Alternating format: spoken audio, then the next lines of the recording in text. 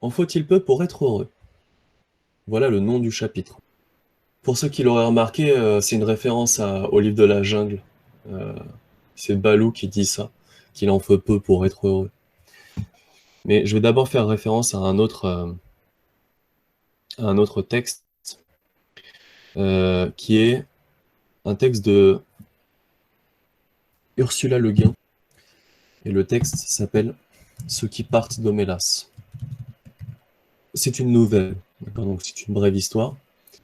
Euh, la ville d'Homélas est une ville où il fait bon vivre. C'est une ville prospère. Et cette ville, elle a un secret. C'est que sa prospérité repose sur le sacrifice d'un enfant. Enfin, le sacrifice. On ne le tue pas, mais on le torture. Donc, on condamne, pour ainsi dire, au malheur un individu pour permettre à tous les autres d'être heureux. Voilà. Et lorsque les habitants d'Homélas apprennent ce sur quoi repose leur bonheur, eh bien, il y en a une partie qui accepte de sacrifier l'individu au nom de la collectivité, une personne au nom de tous, d'accord? Et il y a ceux qui, justement, partent d'Homélas.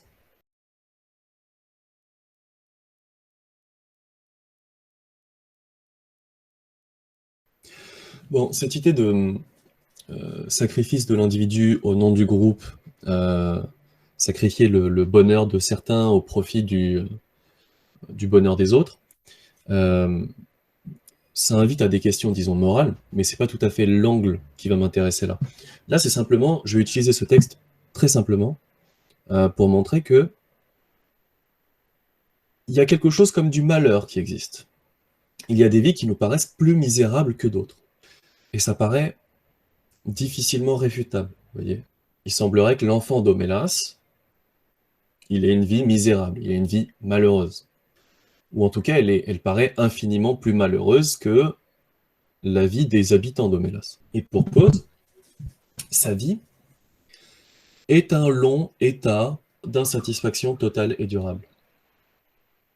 Pour concevoir, imaginer des vies terribles, malheureuses, bah, c'est assez facile en fait. C'est-à-dire qu'on arrive assez bien à se mettre d'accord sur ce qui constitue une vie malheureuse.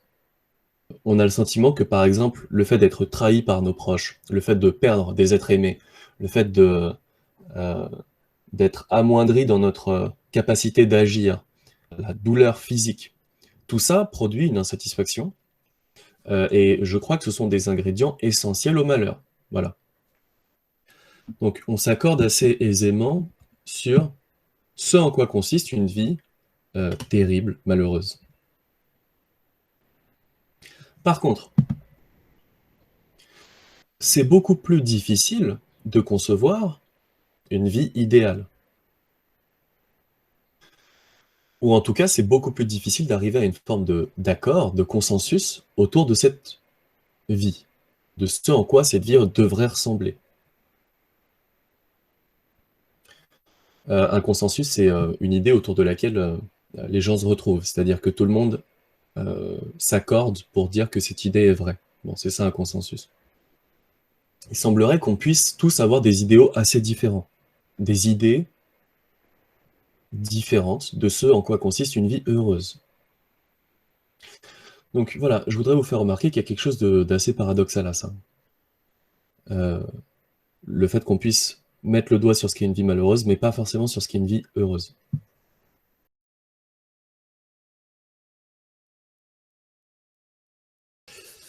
Bon, on a défini le malheur, on peut s'entendre sur le fait que le bonheur s'oppose au malheur, et que par conséquent, il faudrait définir le bonheur comme un état de satisfaction totale et durable, et il faudrait se mettre d'accord, s'entendre sur ce que ça signifie, sur concrètement, parce que ça c'est abstraitement, d'accord, c'est une définition, c'est abstrait, concrètement, à quoi ressemble une vie heureuse. Ah oui, et pour ceux qui ne le sauraient pas, bonheur et heureux, c'est le même terme, je veux dire. Heureux, c'est la forme adjectivée du mot bonheur. Donc une vie heureuse, c'est à proprement parler jouir du bonheur, d'accord? Vous voyez bien que dans les histoires, dans les contes par exemple, quand ça se termine par ils vécurent heureux ayant beaucoup d'enfants, ça ne nous dit rien de ce en quoi a consisté leur vie heureuse. C'est-à-dire que l'aboutissement de l'histoire est complètement passé sous silence et décrit de manière extrêmement abstraite et obscure. Ils vécurent heureux, ce qui coïncide pas forcément avec le fait d'avoir beaucoup d'enfants, vous voyez, mais on sait pas bien ce que ça veut dire de vivre heureux. Voilà, c'est jamais décrit, disons. Et c'est curieux parce que ça a l'air d'être quand même assez intéressant, vous voyez. Donc, le problème est de savoir, puisqu'on a différentes opinions sur ce en quoi ça consiste que d'être heureux, la question est de savoir comment déterminer qui a raison et qui a tort.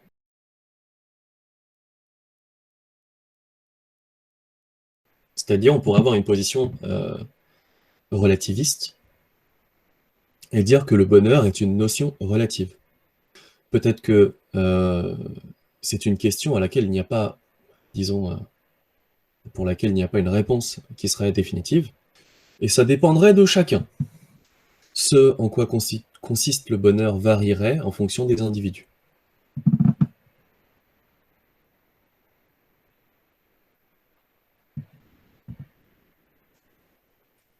Puisque nos intuitions varient. Hein. On a des intuitions variées de ce en quoi ça consiste la vie heureuse, et peut-être que cette variété, elle est justifiée. D'accord ? Par exemple, pour certains, la vie heureuse, ça consisterait à être riche et célèbre. On peut défendre cette idée, hein, selon laquelle le bonheur, ça consisterait concrètement à être riche et célèbre. Et à l'inverse, d'autres personnes pourraient avoir une thèse différente, une idée différente du bonheur, une conception différente de la vie heureuse, qui consisterait à se satisfaire de peu, d'accord, à profiter pleinement de choses simples, d'accord, et de moments passés, j'en sais rien, avec les amis, la famille, vous voyez. Bon. C'est deux opinions que je retrouve souvent dans mes classes quand je leur demande en quoi ils pensent que ça consiste, le bonheur. Je vous ferai remarquer une chose, c'est que on peut très bien imaginer quelqu'un d'heureux, malgré le fait qu'il ne soit ni riche ni célèbre, et à l'inverse, on peut tout aussi facilement concevoir que quelqu'un de riche et de célèbre soit malheureux. Donc ceux qui disent que par exemple, pour être heureux, il faut être riche et célèbre, je ne pense pas qu'ils aient la prétention de dire que c'est le cas pour tout le monde. Peut-être, mais étant donné qu'on peut concevoir l'inverse, ça me paraît difficilement soutenable. Et il faudrait faire une espèce de casuistique du bonheur, c'est-à-dire s'intéresser au cas particulier, au cas par cas. Bref, ce qui moi me rendrait heureux n'est pas la même chose que ce qui rendrait heureux un autre, et ce qui rend l'autre heureux ne me rend pas forcément heureux. Idée simple, mais peut-être fausse.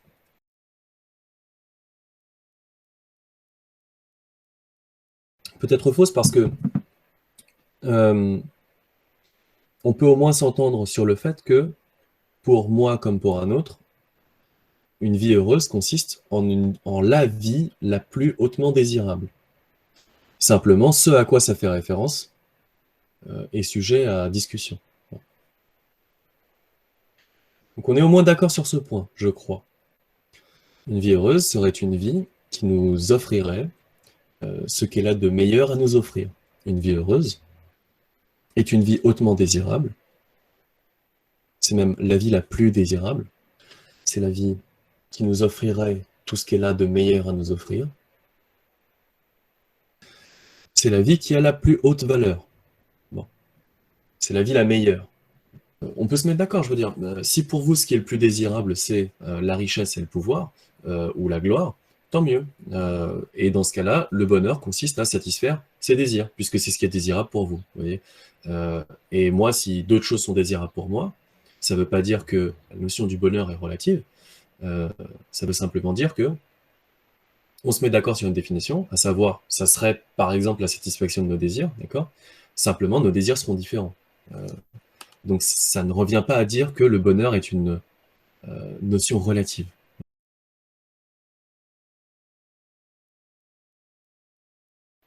On pourrait dire que le bonheur, c'est ce qui a le plus de valeur. Si c'est ce qui a le plus de valeur, étant donné que rien n'a autant de valeur que ça, eh bien, il faudrait tout sacrifier pour ça. Et comme je le disais, a priori, si on se met d'accord sur ça, ça serait également le but de la vie. Je m'explique. On a une tendance à attribuer une valeur aux choses. On attribue une valeur positive à certaines choses et une valeur négative à d'autres. Bon. Remarquez que la plupart du temps, la valeur qu'on attribue aux choses n'appartient pas aux choses elles-mêmes, mais dépend d'autre chose. Lorsqu'on attribue une valeur aux choses, très souvent, cette valeur n'est pas dans la chose elle-même, cette valeur n'existe que par rapport à d'autres choses. Par exemple,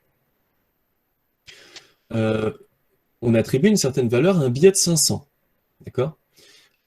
Ça n'a de valeur, un billet de 500 n'a de valeur que parce qu'il nous permet d'acheter des choses. Si ce n'était pas le cas, si en échange d'un billet de 500, on n'aurait pas un bien ou un service, bah en fait, un billet de 500, c'est juste du papier, d'accord? C'est un papier violet, c'est tout. Bon. Donc le billet de 500 n'a pas une valeur intrinsèque, d'accord? C'est-à-dire, il n'a pas de valeur en soi. Le billet de 500 n'a de valeur que parce que il y a quelque chose en dehors de lui qui lui attribue sa valeur, qui lui offre sa valeur. À savoir le fait que on se mette d'accord pour dire que ce truc-là a une valeur. Et qu'en échange, on puisse effectivement obtenir des biens ou des services. Ça vaut pour tout, en fait, hein. Là, je vous parle d'un billet de 500, mais un diplôme, de la même manière, un diplôme, ça n'a aucune valeur en soi. Ça sert à rien d'avoir un diplôme. Sauf que un diplôme, ça a de la valeur parce que ça permet, et uniquement pour ça, parce que ça permet d'exercer un certain nombre de professions. Bon. Et c'est en ça qu'on peut dire qu'un diplôme a de la valeur. Sinon, c'est un bout de papier, d'accord?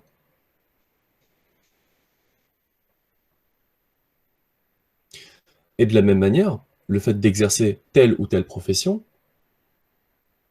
pourquoi est-ce que ça a de la valeur? Il semblerait que l'idée selon laquelle telle profession a plus de valeur que telle autre, c'est parce que ça permet de nous rapprocher d'un genre de vie qui nous paraît être supérieur, avoir plus de valeur, pour le dire vite, nous rapprocher du bonheur. C'est-à-dire que les seules choses qui auraient des valeurs intrinsèques, ça serait le malheur, qui a une valeur intrinsèque négative, d'accord, une valeur négative intrinsèque. En soi, le malheur, c'est mal, bon, c'est une valeur négative. Et en soi, le bonheur, la vie heureuse, a une valeur positive. La vie heureuse, elle a une valeur parce que c'est la vie heureuse. Vous voyez. La valeur de la vie heureuse ne dépend pas d'autre chose qu'elle-même. Donc, c'est une valeur en soi, elle a une valeur intrinsèque. C'est-à-dire qu'il y a des choses qui ont des valeurs, d'accord? Ce sont des biens. Un bien, c'est quelque chose auquel on attribue une valeur. Il y a un ensemble de biens. Et le bonheur, la vie heureuse, serait le bien des biens. Ce serait un bien parmi les biens. Ce serait le bien ultime, si vous voulez. Ça serait le souverain bien. Et cette expression est un concept. Hein. Le souverain bien, c'est le bien parmi les biens. Et je m'arrête sur cette expression parce que d'un côté, le souverain bien, c'est le bien ultime, et en même temps, c'est ce qui confère à toutes les choses qui sont bonnes, qui ont de la valeur, leur valeur. C'est le souverain bien qui confère la valeur aux choses. Dans votre vie, quand vous prenez des décisions, quand vous faites des choix, concernant votre avenir, par exemple, je crois que Vous ne pourriez pas prendre de décision si vous n'aviez pas des critères. C'est-à-dire si vous n'aviez pas un ensemble de principes qui vous aideraient à choisir. Je crois que ces critères ressemblent à quelque chose comme ça. Vous avez une certaine conception du malheur, c'est-à-dire de la vie la pire, et ce qui oriente vos choix, ce qui détermine vos choix, c'est justement cette conception, et vos choix sont là pour vous protéger de ce genre de vie. Vos choix sont là pour vous éloigner de la vie malheureuse. Et à l'inverse, vous avez également la conception, vous concevez quelque chose comme le bonheur, comme la vie heureuse, et un critère d'élection, un critère pour vos choix, c'est justement de valoriser les choses qui vont vous faire tendre vers la vie heureuse. Par conséquent, ce qui attribue une valeur aux choses, c'est justement le bonheur. On évalue les choses en fonction de leur capacité de nous rapprocher ou de nous éloigner de la vie heureuse.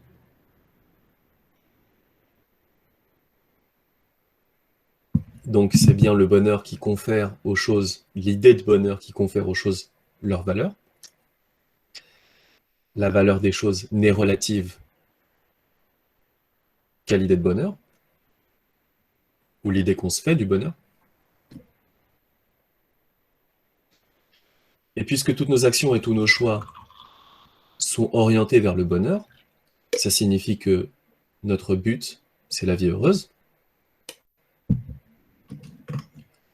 Et c'est pourquoi je disais que la vie heureuse était, disons, le sens de la vie, au sens où la vie tend vers ce but.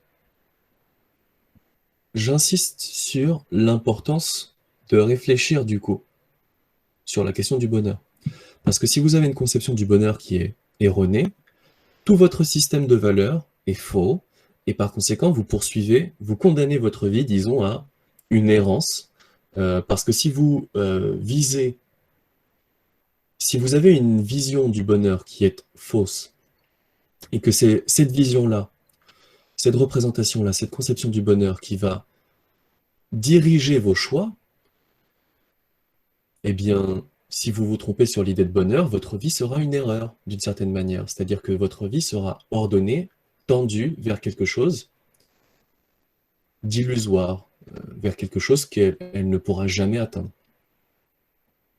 Ça serait dommage. On se rend bien compte qu'il y a des personnes qui pourraient très bien se tromper sur ce que c'est que le bonheur, et par conséquent, prendre des décisions qui pourraient les en éloigner. Et c'est pas rare, les gens qui prennent de mauvaises décisions, vous voyez.